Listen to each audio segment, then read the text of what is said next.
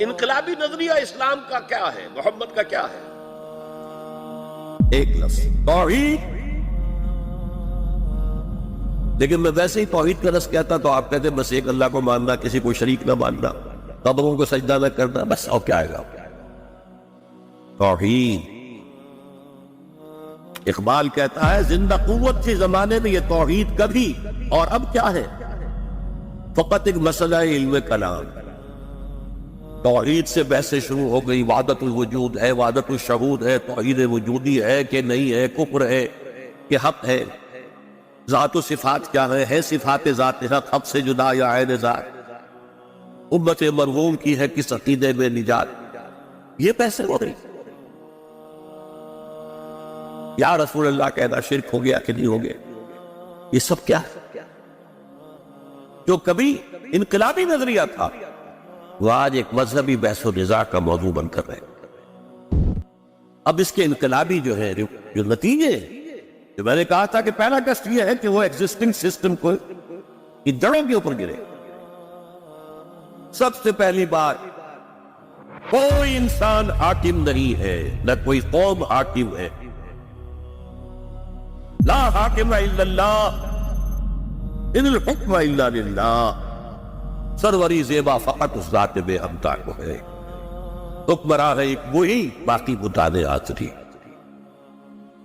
Negation of human sovereignty, کوئی human sovereignty ممکن نہیں ہے، نہ کسی انڈیویجول کی بادشاہ کی شکل میں، نہ کسی قوم کی دوسری قوم پر جیسے انگریز ہم پر حکمران ہوتے، اور نہ ہی عوام کی ساورنٹی. شرک ہے، بدترین شرک. Popular sovereignty, sovereignty belongs to him. شارع صرف وہ ہے یا اس کے نمائندے کی حیثیت سے رسول ہے. شارع شریعت بنانے والا وہ قانون ساز وہ ہے. اس سے بڑا کوئی انقلابی نعرہ ہوگا؟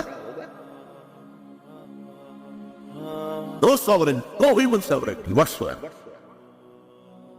سیاسی نظام کی جڑوں پر پڑ گیا کہ نہیں؟ نمبر 2، کوئی شخص کسی شے کا مالک نہ انفرادی طور پر نہ قومی طور پر. نگیشن، کمیونزم کی بھی نگیشن، کیپٹلزم کی بھی نگیشن. مالک صرف وہ ہے، لہو ما فی السماوات و ما فی الارض. حاکمیت اس کی، خلافت تمہارے لیے. مالکیت اس کی، امانت تمہارے لیے. یہ امانت چند روزہ ازدواس، در حقیقت مالک ہر شے خداس. میں اپنے جسم کا بھی مالک نہیں ہوں، میرا جسم بھی اللہ کا. انا للہ اب اللہ کے. یہ ہاتھ میرے پاس اللہ کی امانت، یہ دماغ میرے پاس اللہ کی امانت ہے، یہ آنکھیں میرے پاس اللہ کی امانت ہے. کوئی گھر دے دیا ہے تو اللہ کی امانت، اولاد دی ہے تو اللہ کی امانت. ملکیت تامہ، تامہ ملکیت وہ جو چاہے ہم کریں. حضرت شعیب کی قوم نے کہا کہ اے شعیب، کیا تمہاری نماز اور تمہاری جو دین ہے وہ ہمیں روکنا چاہتا ہے؟ اَنَّفَنَا مَا نَشَاءُ فِي أَمْوَالِنَا، ہمارے مال ہے ہم جو چاہے کریں. تم کہتے ہو نہیں، تم کہتے ہو سود پر مت دو. Who are you؟ ہمارا مال ہے ہم دیں گے. وہ لینا چاہتا ہے، میں نے کوئی زبردستی تو نہیں کہا کہ تم آگے مجھ سے سود پر پیسہ لو. ہمارا مال. یہ ہے کیپٹلزم. آپ مالک سمجھ رہے ہیں اپنے آپ. امین سمجھیں گے کہ آپ اپنا ہاتھ بھی وہی استعمال کریں گے جہاں اللہ کی اجازت. آپ اپنے پاؤں سے اسی راستے پر چلنا چاہیں گے جو اللہ چاہتا ہے کہ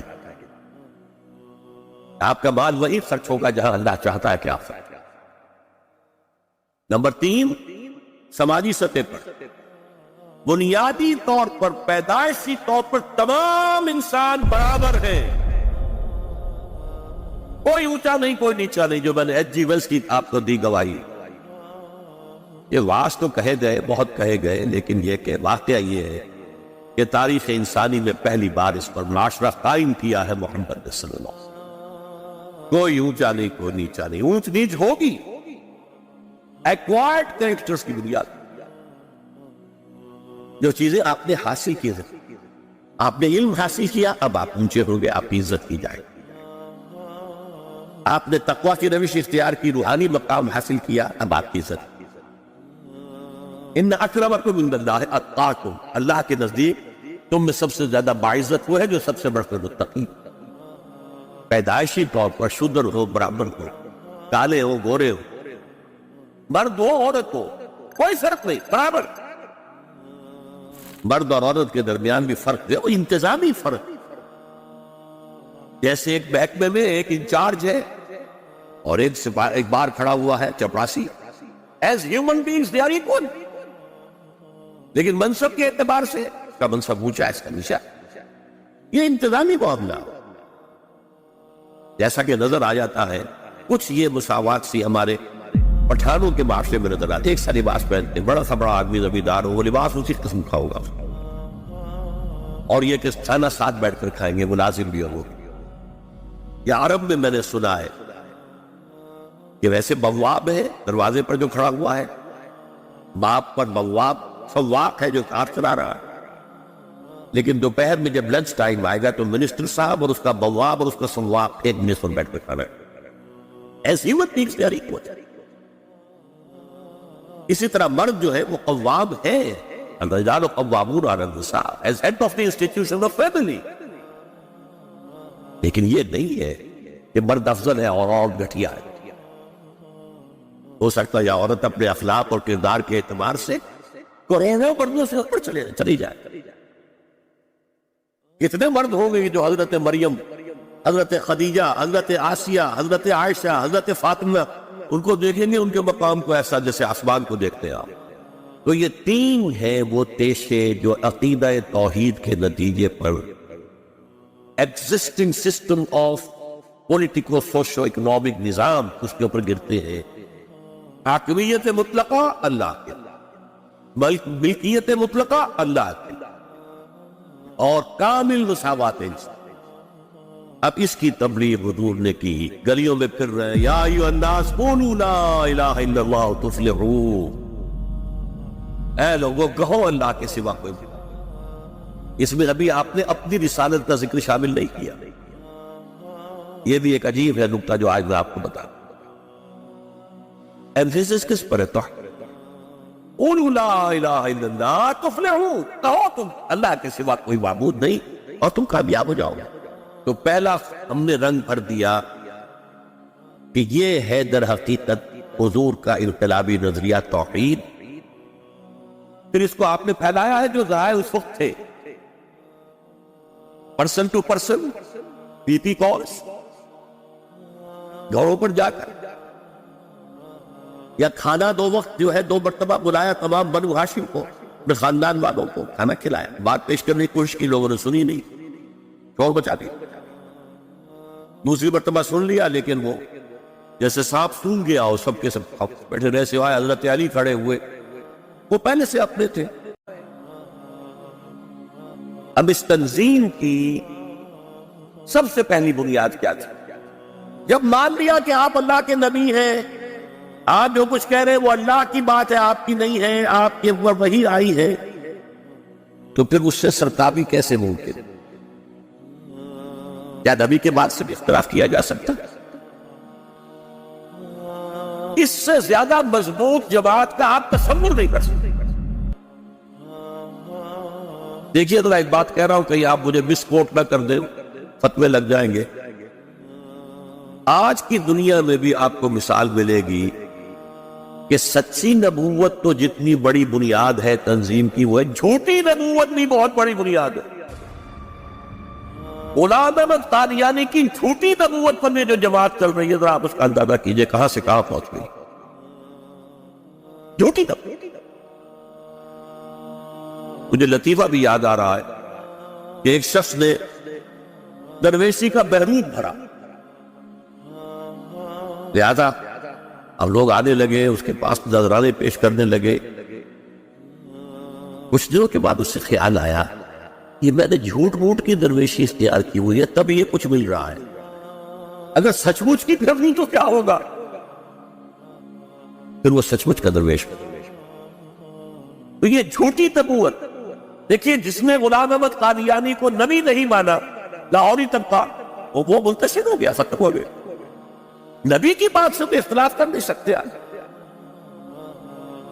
وہ مضبوط ترین جماعت جو دنیا میں ہو سکتی ہے وہ کسی نبوت کے دعوے کی بنیاد ہے. وہ سچی نبوت اور آخری نبوت محمد رسول اللہ کی، اس کی بنیاد پر جو جماعت بنی، جو اس بچے نے جو آیت پڑھی تھی محمد رسول اللہ والذین معہ، یہ جماعت کیا تھی؟ اللہ کے رسول محمد اور وہ لوگ جو ان کے ساتھ تھے، یہ جماعت تھی. حضور کو کسی نے الیکٹ نہیں کیا تھا جماعت کا صدر، وہ نبی ہونے کی حیثیت سے، داعی ہونے کی حیثیت سے خود بخود امیر. ان کے ساتھ ہی ان کا کہنا سنتے ہیں، مانتے ہیں، سمعنا واطعنا، ہم نے سنا ہوا. البتہ حضور نے آئندہ کے لیے ایک مثال قائم کرنے کے لیے، میں ابھی جب وہ نعت سن رہا تھا اس میں ایک مصرع آیا تھا، بہت دور تک ہدایت دینے کے لیے تشریف. میں چونکا، یہ میری گفتگو کی موضوع سے متعلق ہے. حضور کے بعد نبی تو کوئی آئے گا نہیں. آئندہ اگر اسی انقلابی جدوجہد کا مسلمانوں نے آغاز کیا تو اس کی جماعت کیسے بنے گی؟ یہ ریئل پرابلم تھا کہ نہیں؟ لہذا آپ نے بیعت کا سلسلہ شروع کر، آؤ مجھ سے بیعت کرو. حضرت عبادہ ابن ثابت رضی اللہ تعالیٰ عنہ فرماتے ہیں، اور یہ بخاری اور مسلم دونوں کی روایت، اس سے زیادہ صحیح حدیث ہونے کا کوئی سوال ہی نہیں. سند کے درجے میں بایعنا رسول اللہ صلی اللہ علیہ وسلم، ہم نے بیعت کی تھی اللہ کے رسول سے صلی اللہ علیہ وسلم، علی السمع والطاعۃ، آپ کا ہر حکم سنیں گے اور مانیں گے، فی العسر والیسر، تنگی اور سختی میں بھی، آسانی میں، والمنشد والمکرہ، طبیعت کی آمادگی کی صورت میں بھی اور طبیعت پر جبر کرنا پڑا تب بھی، وعلی عصرۃ علینا، اور چاہے آپ دوسروں کو ہم پر ترجیح دے دیں، ہم یہ نہیں کہیں گے کہ آپ نے نووارد نوجوان کو ہم پر امیر بنا دیا. ہم آپ کے پرانے خدمتگار، آپ کے ساتھی، آپ کے جانثار، ہم پر اس نوجوان کو کیوں امیر بنا دیا؟ اٹس یور پریروگیٹو، آپ کا اختیار ہوگا جو چاہے. وَعَلَىٰ اللَّهِ تُجَازِرُ أَمْرَ أَهْلَهَا، اور جس کو بھی آپ بنا دیں گے امیر، اس سے جھگڑیں گے نہیں. وَعَلَىٰ أَن نَّقُولَ بِالْحَقِّ أَيْنَمَا كُنَّا لَا نَخَافُ فِي اللَّهِ لَوْمَةَ لَائِمٍ، البتہ جہاں بھی ہوں گے ہماری جو رائے ہوگی، ہمارے نزدیک جو بات حق ہوگی وہ ضرور کہہ دیں گے.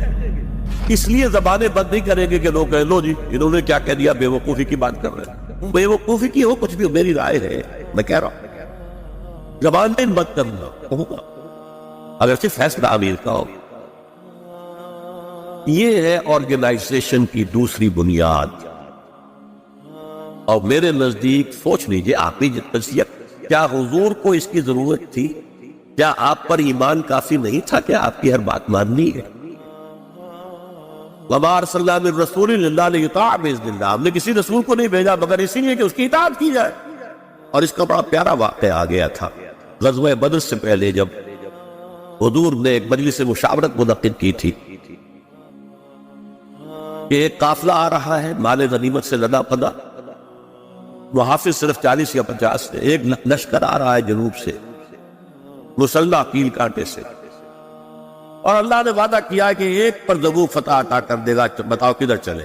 کچھ ہم جیسے کمزور لوگ بھی موجود تھے، ان کا حضور چلے قافلے کی طرف چلے، تھوڑے سے آدمی ہیں، آسانی سے قابو پا لیں گے، مال بہت ہاتھ میں آ جائے گا، اور ہتھیار بھی لیں گے، ہمارے پاس تو ہتھیار بھی نہیں. اس وقت حضور کہہ رہے ہیں مجھے مشورہ دو، مجھے مشورہ دو. خیر پہلے مہاجرین نے تقریریں کی، بہترین تقریریں کی. آپ ہم سے کیا پوچھتے؟ جو آپ کا حکم ہے ہم حاضر ہیں. اگر آپ سمندر میں اپنی سواری ڈال دیں گے ہم بھی ڈال دیں گے آپ کے پیچھے، آپ برتوں تک پہنچ جائیں گے، ہم بھی اپنی اونٹنیاں دگنی کر دیں گے، پہنچے. پھر بھی حضور کہہ رہے ہیں مجھے مشورہ دو. اب سعد بن معاذ رضی اللہ تعالی عنہ کو خیال آ گیا، یہ روح سفر ہماری طرف. وجہ کیا ہے کہ بیعت عقبہ ثانیہ میں طے یہ ہوا تھا کہ اگر قریش آپ کا پیچھا کرتے ہوئے مدینے پر حملہ آور ہوئے تو ہم آپ کی حفاظت کریں گے جیسے کہ اپنے اہل و عیال کی کرتے. ابھی قریش نے مدینے پہ حملہ کیا نہیں، حضور خود باہر نکل کر کنفرنٹیشن کا آغاز کر چکے ہیں، لہذا انصار پابند نہیں ہے اس معاہدے کی روح سے. اس لیے بار بار اب وہ کھڑے ہوئے، کَأَنَّكَ تَعْنِينَا یا رسول اللہ، اے اللہ کے رسول معلوم ہوتا ہے آپ کا روح سفر ہماری جانب ہے. اب دیکھیے کس قدر ڈھونڈا جملہ. وَإِنَّا آمَنَّا بِكَ وَصَدَّقْنَاكَ. بھول جائیے کیا ہوا تھا وہ بیعت عقبہ ثانیہ میں معاہدہ. ہم آپ پر ایمان لا چکے، ہم نے آپ کی تصدیق کی، ہم نے آپ کو اللہ کا نبی اور رسول بنایا. We have no option. آپ بسم اللہ کریں جو آپ کا ارادہ ہو، اور انشاءاللہ اللہ تعالیٰ آپ کو ہمارے ذریعے آنکھوں کی ٹھنڈک عطا کرے. تو حضور کو کوئی ضرورت نہیں تھی کسی بیعت میں، وہ تو رسول تھے، نبی تھے، اس حیثیت سے مطاعت ہے. لیکن یہ آپ نے بیعت کیوں لی ہے؟ یہ آئندہ کے لیے، کہ جماعتیں بنانے کے لیے کوئی انگریزوں سے، کوئی روسیوں سے، کوئی جرمنوں سے کوئی طریقے جو ہے مستعار نہ لیتا پھرے مسلمان، بلکہ جماعت بنانے کے لیے وہ بنیاد اختیار کرے جو میں چھوڑ کر جاؤں.